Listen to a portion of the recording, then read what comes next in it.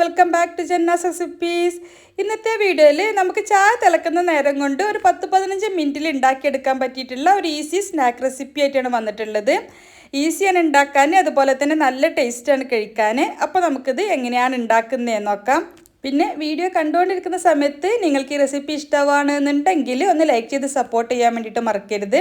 അതുപോലെ തന്നെ ചാനലൊന്ന് സബ്സ്ക്രൈബ് ചെയ്യാനും ഫോളോ ചെയ്യാനും കൂടി മറക്കരുത്. അപ്പോൾ ഈ സ്നാക്ക് ഉണ്ടാക്കാനായിട്ട് നമുക്ക് വേണ്ടത് ബ്രെഡാണ്. അപ്പോൾ ഞാനിവിടെ 4 പീസ് ബ്രെഡ് എടുത്തിട്ടുണ്ട്. ഇത് കുറച്ച് അത്യാവശ്യം വലുപ്പമുള്ള ബ്രെഡാണ് എടുത്തിട്ടുള്ളത്. അപ്പോൾ ഓരോ ബ്രെഡും നീളത്തിൽ 3 ആയിട്ട് കട്ട് ചെയ്തെടുക്കുകയാണ് വേണ്ടത്. നിങ്ങളുടെ കയ്യിൽ അധികം വലുപ്പമില്ലാത്ത ബ്രെഡാണെന്നുണ്ടെങ്കിൽ ചിലപ്പോൾ 2 ആയിട്ട് കട്ട് ചെയ്യാനേ പറ്റുന്നുണ്ടാവുള്ളൂ. അങ്ങനെയെങ്കിൽ 2 ആയിട്ട് കട്ട് ചെയ്തെടുത്താൽ മതി. അപ്പോൾ ഞാൻ ഈ ഒരു രീതിയിലാണ് കട്ട് ചെയ്തെടുത്തിട്ടുള്ളത്. ഇനി നമുക്ക് ഇതൊരു സൈഡിലേക്ക് മാറ്റി വെക്കാം. ഇനി ഇത് ഫ്രൈ ചെയ്യാനായിട്ട് നമുക്ക് വേണ്ടത് 2 മുട്ടയാണ്. അപ്പോൾ ഞാൻ 2 മുട്ട ഒരു ബൗളിലേക്ക് പൊട്ടിച്ചൊഴിക്കുകയാണ്. അപ്പോൾ ഈ ഒരു അളവിൽ 2 മുട്ട കറക്റ്റാണ്. അപ്പോൾ നമ്മൾ കൂടുതൽ ബ്രെഡ് എടുക്കണമെന്നുണ്ടെങ്കിൽ അതിനനുസരിച്ച് മുട്ടയും കൂടുതൽ എടുക്കണം. അതിലേക്ക് എരിവിനായിട്ട് ചേർക്കുന്നത് ചില്ലി ഫ്ലെക്സ് ആണ്, 1/2 ടീസ്പൂൺ ചേർത്തിട്ടുണ്ട്. പിന്നെ കുറച്ച് കുരുമുളക് പൊടി കൂടി ചേർത്തിട്ടുണ്ട്. ഇനി മുട്ടയിലേക്ക് ആവശ്യത്തിനുള്ള ഉപ്പ് ചേർത്തിട്ടുണ്ട്. പിന്നെ മല്ലിയില ഒരു 2 ടേബിൾ സ്പൂണോളം പൊടിയായിട്ട് കട്ട് ചെയ്തിട്ട് അതുകൂടി ചേർത്തിട്ടുണ്ട്. എന്നിട്ട് നന്നായിട്ടൊന്ന് മിക്സ് ആക്കിയെടുക്കാം. നന്നായിട്ടൊന്ന് മിക്സ് ആക്കിയതിന് ശേഷം നമുക്കിതിലേക്ക് ബ്രെഡിൻ്റെ ഓരോ പീസും മുട്ടയുടെ മിക്സിലൊന്ന് കോട്ട് ചെയ്തെടുക്കുക. പിന്നെ ബ്രെഡ് ക്രംസിൽ കോട്ട് ചെയ്തെടുക്കുക, നമ്മൾ സാധാരണ ചെയ്യുന്ന പോലെ തന്നെ. അപ്പോൾ നമ്മൾ കട്ട് ചെയ്ത് വെച്ചിട്ടുള്ള മുഴുവൻ ബ്രെഡും ഇതുപോലെ ബ്രെഡ് ക്രംസിൽ ഒന്ന് കോട്ട് ചെയ്ത് വെക്കണം. അപ്പോൾ ഞാനിവിടെ മുഴുവൻ ബ്രെഡ് പീസസും ബ്രെഡ് ക്രംസിൽ കോട്ട് ചെയ്ത് വെച്ചിട്ടുണ്ട്.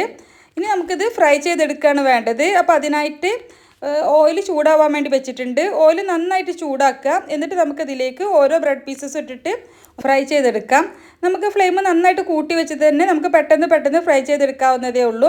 ഒരു സൈഡ് നന്നായിട്ട് ഒരു കളർ മാറി തുടങ്ങിയിട്ട് ഗോൾഡൻ കളറിൽ ഇതുപോലെ മൊരിഞ്ഞ് വന്നാൽ നമുക്ക് മറിച്ചിട്ട് കൊടുക്കാം. മറ്റേ സൈഡും അതുപോലെ മൊരിഞ്ഞ് വന്നാൽ നമുക്കിത് എണ്ണയിൽ നിന്നും കോരിയെടുക്കാം. ഫ്ലെയിം നന്നായിട്ട് കൂട്ടി വെച്ചിട്ട് വേണം ഇത് ഫ്രൈ ചെയ്തെടുക്കാൻ. പെട്ടെന്ന് നമ്മൾ ഫ്രൈ ചെയ്തെടുക്കാൻ വേണം, അല്ലെങ്കിൽ നമുക്കിത് എണ്ണ കുടിക്കാൻ സാധ്യത ഉണ്ട്. അപ്പോൾ ഞാനിത് 2 സൈഡും മൊരിഞ്ഞ് വന്നപ്പോൾ എണ്ണയിൽ നിന്നും കോരി മാറ്റി വെക്കുകയാണ്. ഇതുപോലെ തന്നെ ബാക്കിയുള്ള ബ്രെഡ് പീസസ് മുഴുവൻ നമുക്ക് ഫ്രൈ ചെയ്ത് കോരിയെടുക്കണം ആദ്യം. അപ്പോൾ ഫസ്റ്റ് ട്രിപ്പ് ഇവിടെ റെഡി ആയിട്ടുണ്ട്. ഇനി ബാക്കിയുള്ള ബ്രെഡ് പീസസ് കൂടി ഇതുപോലെ തന്നെ ഫ്രൈ ചെയ്തെടുക്കാം. അപ്പോൾ എണ്ണയിലേക്ക് എണ്ണ നന്നായിട്ട് ചൂടാക്കുക, അതിലേക്ക് ബ്രെഡ് പീസസ് ഇട്ട് കൊടുക്കുക. എന്നിട്ട് നമുക്കിതുപോലെ ഫ്രൈ ചെയ്തെടുക്കാം. മുഴുവൻ ഫ്രൈ ചെയ്തെടുത്തിട്ടുണ്ട്. ഇനി നമുക്ക് ഇതുപോലെ തന്നെ കഴിക്കാൻ നല്ല ടേസ്റ്റാണ്. നല്ല ചൂട് കട്ടൻ്റെ കൂടെ വൈകുന്നേരമൊക്കെ കട്ടൻ ചായയുടെ കൂടെ കഴിക്കാൻ അടിപൊളിയാണ്. നമ്മളിത് കുറച്ചുകൂടി ടേസ്റ്റി ആക്കാൻ വേണ്ടിയിട്ട് ഓരോ ബ്രെഡ് പീസിൻ്റെ മുകളിലേക്കും കുറച്ച് മയനൈസ് ഒന്ന് ആക്കി കൊടുക്കുന്നുണ്ട് ആദ്യം. എന്നിട്ട് അതിൻ്റെ മുകളിലേക്ക് കുറച്ച് ടൊമാറ്റോ സോസ് കൂടി ആക്കി കൊടുക്കുന്നുണ്ട്. ഫ്രൈ ചെയ്ത ബ്രെഡ് അങ്ങനെ കഴിക്കുന്നതിനേക്കാളും ഒരു എക്സ്ട്രാ ടേസ്റ്റാണ്. അതുപോലെ തന്നെ കുറച്ചുകൂടി ഒരു വെറൈറ്റിയും കാണാനൊക്കെ അടിപൊളിയാണ്. ഇതുപോലെ നമ്മൾ സെർവ് ചെയ്യുന്ന ടൈമിൽ മയനൈസും അതുപോലെ തന്നെ ടൊമാറ്റോ സോസും ആക്കിയതിന് ശേഷം നമുക്ക് മറ്റൊരു ബ്രെഡ് പീസ് വെച്ചിട്ട് ഒന്ന് കവർ ചെയ്ത് കൊടുക്കാം. ജസ്റ്റ് ഒന്ന് പ്രസ് ചെയ്ത് കൊടുത്താൽ മതി. ഇനി ഇതുപോലെ തന്നെ നമുക്ക് ബാക്കിയുള്ള ബ്രെഡ് പീസൊക്കെ വെച്ചിട്ട് ഇതുപോലെ മയനൈസും അതുപോലെ ടൊമാറ്റോ സോസും ഫില്ല് ചെയ്തെടുക്കാം. അടിപൊളി ടേസ്റ്റാണ്, ഈസിയാണ് ഉണ്ടാക്കാൻ, ഒരുപാട് ചേരുവകളൊന്നും ആവശ്യമില്ല.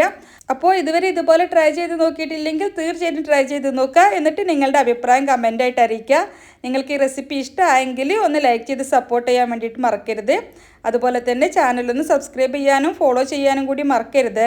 അപ്പോൾ ഇൻഷാ അല്ലാഹ് മറ്റൊരു അടിപൊളി റെസിപ്പിയുമായിട്ട് നമുക്ക് വീണ്ടും കാണാം. Thank you for watching.